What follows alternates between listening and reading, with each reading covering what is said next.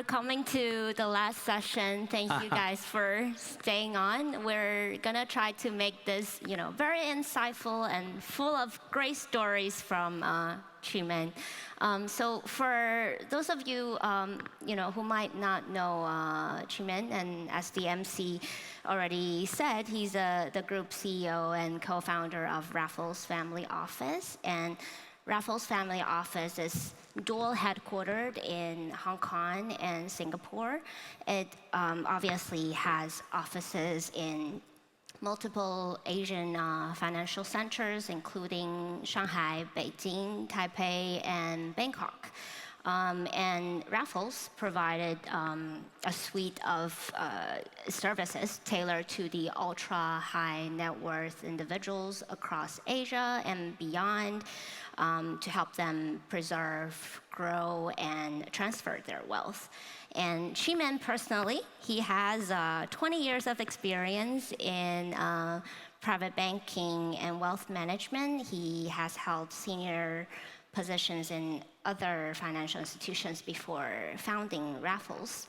So I'm sure his deep understanding of the opportunities and challenges in the industry will, help us gain a lot of insights today. So, Chee-Man, I've known you and already spoken tons about your background and your family office. Can you, tell us directly from yourself and what's the story behind founding Raffles? Sure. It's good to be the last session of the day because everyone is a bit tired and I can just tell a lot of stories about myself to keep you entertained, right? So to tell you a little bit about myself, I was born in Macau, the Las Vegas of the East. When I was 6 years old, I moved to Hong Kong. When I was 11, I moved to Singapore, where I spent a majority of my childhood, about 10, 11 years, and then I did my degree in UK.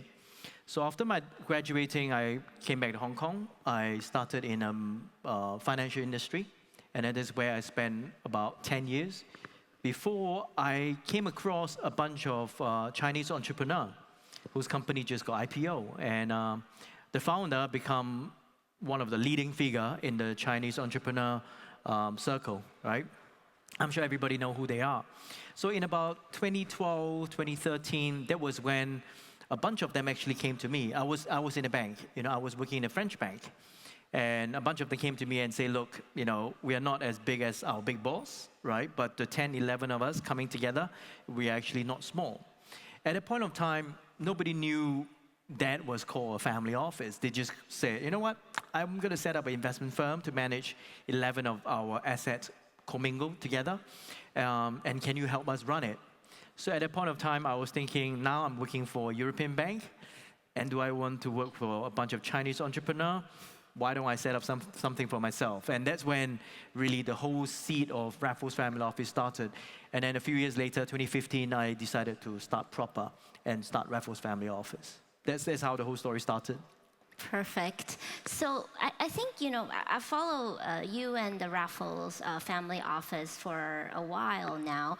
And I think your story really, the timeline you just mentioned kind of epitomizes the industry, how the industry has evolved, has grown. Can you share with us, how do you view the industry history and how it has evolved to today's big size? Sure. In this industry, in Asia or Greater China, I think it's still a very early stage of growth. There's a saying, right? If you, at a family office industry, if you want to find the biggest amount of AUM, you go to America, North America to be precise. If you want to look at the wealth that's got the longest history, you go to Europe. Asia, I think, is the fastest growing, no doubt. In Greater China, at one point we were producing new billionaire every 72, 84 hours. We have a new billionaire, right? So I think that's where we are at. However, I think the industry in Asia, especially my region, Greater China, I think is still at a very, very early nascent stage, right? So I think in that part, our philosophy or our values are quite different from the Americans and Europeans. Right. And what would that philosophy be, given that this market, as you mentioned, is pretty nascent?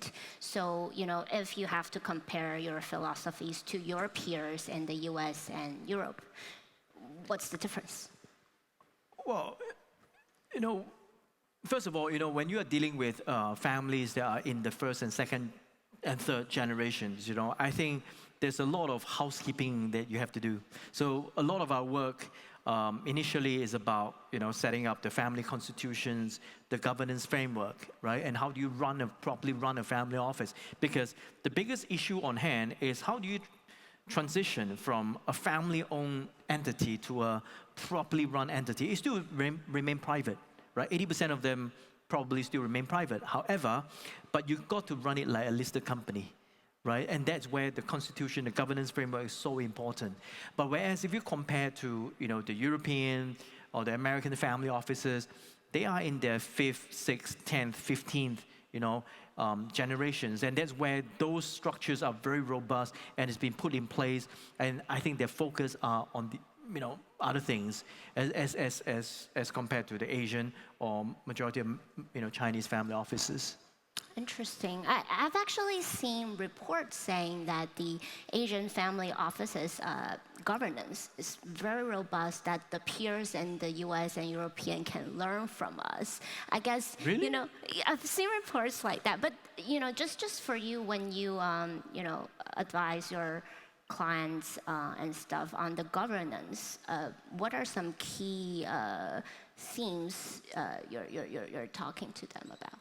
I mean, governance is a very big topic and a long conversation. I think this morning I was at a panel here, and we talked about the human element, right? Which is something that, to be honest, is very understated and not discussed a lot of the time. Because ultimately, you can have the perfect plan. I mean, to be honest, nowadays with AI and Google, you can go online and say, what is a perfect, constitution and governance framework, and they can probably generate within 90 seconds, right? But ultimately, if you need to really execute and make the plan, the proposal into reality, then the human element really takes a lot of experience. And I advise a lot of times, take an example of Raffles Family Office, right?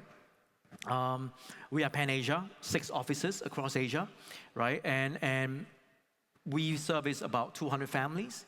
About 40% of them are actually single-family office. And you would think that why would you have a single-family office and still use a multi-family office? I mean, first of all, we have 8 asset classes, right? Which means that 4 alternative, 4 traditional. Which means that when the single-family office come to us, they can basically like going to a supermarket. They are very strong in traditional. They might be lacking in alternative. They might be very strong in alternative, and they want to do traditional. So it's choose and pick.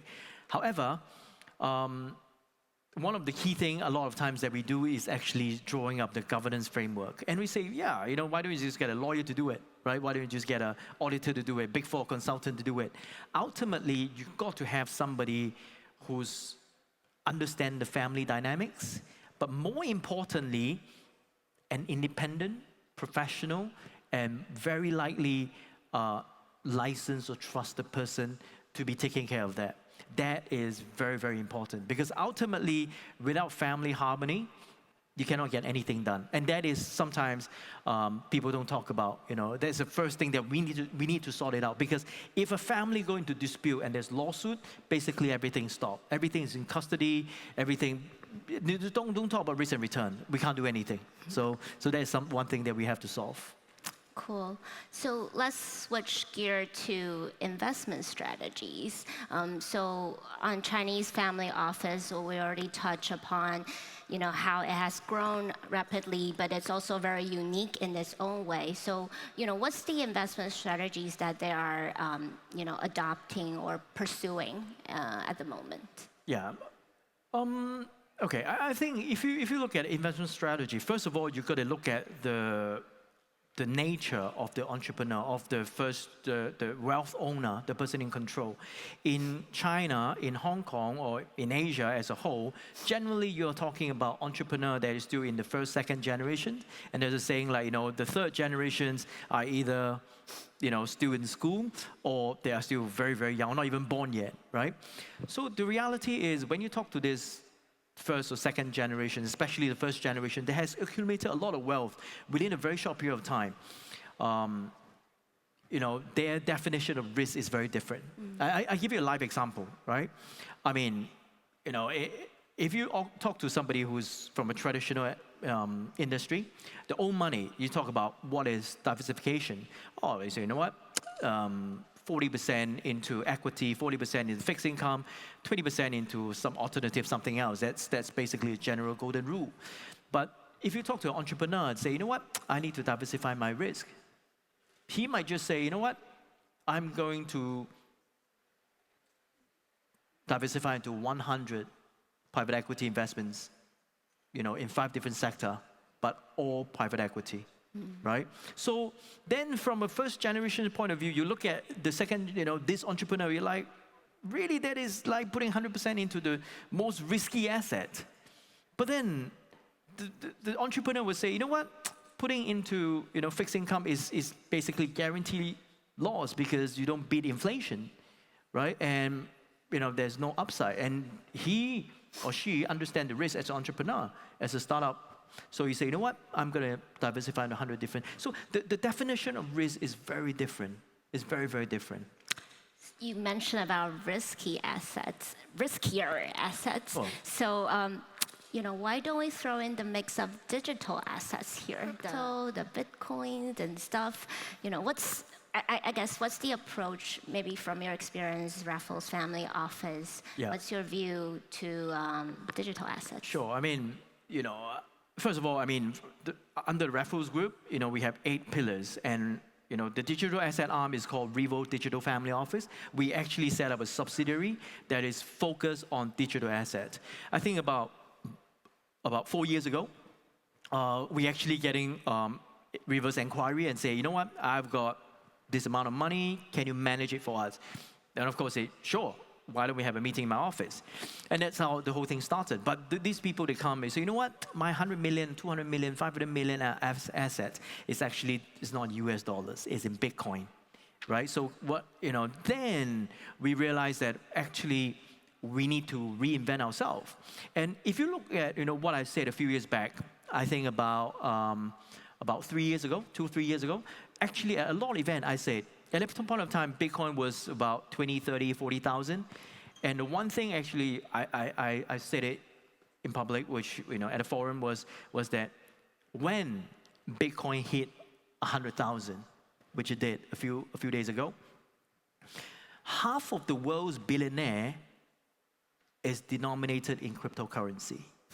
So if the Raffles Group do not have this arm, then we are going to say no to half of the world's new billionaire. The reality is how this new billionaire sees the world, how do they see risk, the kind of custodian service they need, the kind of investment strategy they need, is totally different. And of course, then you look at the government's regulatory framework and all that. So that's why, out of the 8 pillars, this is the only one that is actually a subsidiary that is separated from the Raffles Group. We are still the major shareholder, but it has to be separated because the licensing, the basic business model has to be reinvented. So, as we always say, we need to unlearn and relearn ourselves, and that is literally what we did. I see. Okay. You said it's important to understand how billionaires view the world. So let's talk about the Middle East. How are they viewing the Middle East, the region we're in? Also, please share with us, how many times you've been to Abu Dhabi, and then, why are you here? Sure. I've been to Abu Dhabi quite a few times now. And last year, my family holiday was here. I brought my 3 kids to Dubai, Abu Dhabi, right? Surprisingly or not surprisingly, this coming Easter, I'm bringing them back again, right? Because I do firmly believe that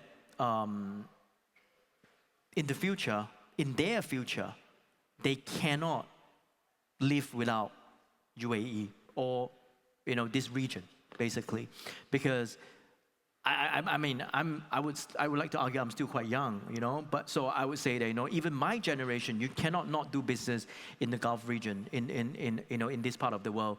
And definitely, then you look at stability, then you look at, rule of law, you look at regulatory framework, you look at the government policy to attract businesses. I think, UAE, Abu Dhabi, I would say pretty much second to none in this region, right? So, and for myself, as a father, I would like my kids to be very familiar with this region. So I'm always here, and I'm very happy to be here.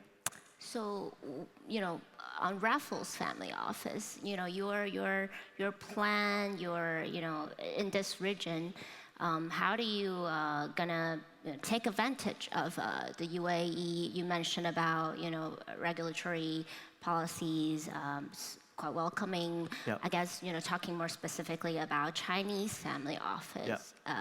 Yeah. How can they take advantage of the UAE? Sure. I think one thing that I say, if it's one fundamental thing that family office do is really about managing risk. And to manage risk is 101. The one and only thing, the only free lunch in the world is you need to diversify, right? So when we say diversify, when people think about putting in different asset class, but from my point of view, from our point of view, the first diversification you have to consider is where do you put your money? Where do you custodize? Right? I think with the geopolitics issues, with all the different issues happening in the world, Middle East is definitely one of the most strategic and very important custodians that for Asian family. Because first, of course, in Asia, you talk about Hong Kong, Singapore. Where else in Asia? I mean, there's a few, but mainly it's about Hong Kong and Singapore. But the moment you step out of this Asia continent, then traditionally you look at Switzerland. But what about other booking centers? Then geopolitics come into play. Then you got to look at somewhere that is neutral, that is, I would say, very well regulated, and at the same time very welcoming. Right? I think that's important. So I think, to be honest, I haven't been to anywhere in the world that is as welcoming as UAE, as Abu Dhabi. I think this is it's hard to believe. You have to be here to experience it. So that's what I always tell people when I go back to Hong Kong and China and Singapore. Like, you've got to come and experience it. Cool. So I think, throughout, today's summit, we heard so much about the warming ties between China and UAE, and this year also marks the 40th anniversary of the diplomatic ties, and people are really looking forward to more activities, more flows, investment flows, talent flows between the region. But we are at an early stage, so if I may ask you, what are the gaps that you think are out there, and maybe the solutions to build those gaps? First of all, there's always a perception gap, right? There's a perception is always one of the hardest thing, easiest to form, but hardest to get rid of, right? I think the perception is something, but however, I do think that, besides the perception, is the cultural differences, right? I mean, Asia is a big place, even for Asian like us. I'm a Chinese, but for me, doing business in northern part of China and southern part of China and western part of China, very different, right? Let alone going to Thailand, let alone going to Taiwan, and maybe even Korea, Japan. It's all very different. So when we come to Middle East, UAE, I think it's a big cultural differences that we still need to bridge the gap, right? And you've got to start from right bottom of it. Sometimes it's as simple as making friends, having a lot of friends here, having a lot of business partners here, maybe just come and understand the culture a little bit. And that is what I'm literally showing my kids. Every time I come here, I take them to the desert, I take them to, some of the very old souk, and look, this is UAE, this is where they came from, right? Understand how they think and why they think in a certain way is so important. So really, perception is something that it takes time, but I think UAE is taking a tremendous job in positioning themselves, right? But at the same time, I think the culture is something that we have to work on. But there's a lot of cultural exchanges. Tonight, Saturday night, in this week, I'm staying here for the cultural exchanges, and that really, I think UAE, you've got to give it to the cultural tourism board. They're doing so much. Sometimes I even get jealous. Like, I wish we are doing more back home. I see. If I may, just to throw in, ask you to share an interesting story. When maybe your first time coming to the UAE, is there the biggest shock that you have, in terms of culture, maybe the differences?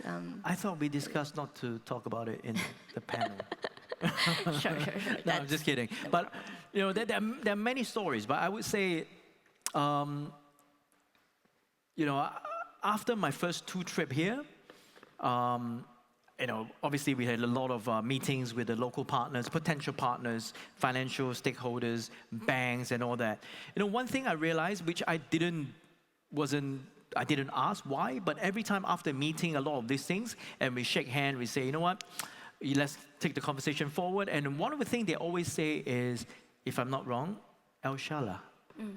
And after about 10 meetings, I asked them, like, why do you say that? What does that mean? And somebody explained to me that in God's will, right? I think, you can say that, oh, that's just a habit of the local Emiratis. But at the same time, if you really dig deeper into it, the history, the culture, the religion, I think play a big part, right? So when you understand that part, then how do we want to do business with the Emiratis, right? Or maybe, other foreign talents in this part of the world? We have to understand why they are doing certain things. And that's why I say, you know what, now that I've been in the UAE about 10 times, right? And I think that part actually somehow always stick in my head. And it is the simplest thing. But how many of us actually understand coming from our part of the world, and why do they say that? The history, the culture, the religious reason behind they say that. I think that's very important. Got it. Okay. So I think, as I understand, you're the founding chairman of the Family Office Association in Hong Kong. Yes. And obviously, we know that the officials, government officials, financial institutions from Hong Kong, Greater China are coming to the UAE. But I want to ask you about the role of Hong Kong and the family office space, and as a wealth management hub. Yeah, sure. I think Hong Kong, when I'm wearing the head of Family Office Association chairman or founding chair, I think, I'm a big believer in Hong Kong for all the emotional reasons, but also for many logical reasons. I think Hong Kong being Hong Kong, everybody knows where Hong Kong stands. But more importantly, Hong Kong is now at the heart of Greater Bay Area that people actually don't talk about. Greater Bay Area, we call it GBA area, consists of 11 cities. Our population is about 70 million, with a combined average GDP of, I can't remember the number, but it's about, I think is about 50,000 US dollars. Is one of the richest region in the world.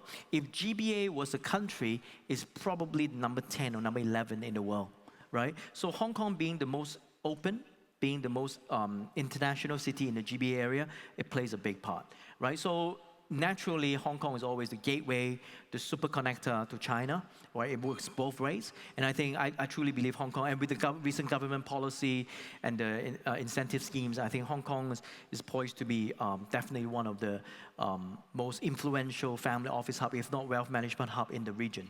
And it can also help build the, deepen the relationship between Greater China and the UAE. Of course, 100%. Cool. Yes. I think we have about a minute left. So to just close this fireside, I guess your outlook for Chinese family office, the development, and then the interaction with this part of the world. I would say expect a lot more Asian family office, especially Chinese family office coming to UAE. I think that, I don't think we have seen anything concrete yet, to be honest. I think we are still touching, and touch and go is starting to feel. But the reality, I would say, is it probably is going to take a couple more years. But once that happens, I think the Asian families and Chinese family office, when they arrive in badges in UAE, I think you can really see a lot of differences. And I mean, first thing you're going to see is a lot more Chinese restaurant around in this region. And I just had lunch and around in the Galleria in the basement. I have to say, I mean, I actually literally told the chef, I said, this is the best Chinese restaurant I've tasted out of Hong Kong and China. Really? Really? I'm serious. I'm serious. What kind of food? No, if you count that by that index and that indicator, I'm sure UAE is really right on top of the list, right? I mean, you know, a lot of Asian, they still have an Asian stomach. So I think having enough restaurant here is so important as well. And let's put it this way, you know, today there's really a lot of Asian food here, and I'm sure there's going to be a lot more to come. Perfect. Cool. We're just on time. Thank you so much, Thank you. Shimin, and thank you you everyone for listening in. Thank you. Thank you. Have a good day. Thank you. Thank you so much, Iwan. Thank you, Eileen. Ladies and gentlemen, as we come to the end of our China UAE Investment Summit, we'd like to invite you all to head to the Rosewood Hotel. There's going to be a really exciting Chinese orchestra performance that starts at 6 p.m. So just look for the ladies wearing red, and they're going to escort you to the hotel. Thank you so much for being with us, and thank you for your invaluable contributions. Your presence have truly elevated the spirit of what defines Abu Dhabi Finance Week. We look forward to seeing you in future events. Until next time, stay inspired. My name is Hanan. Wassalamu alaikum wa rahmatullah wa barakatuh.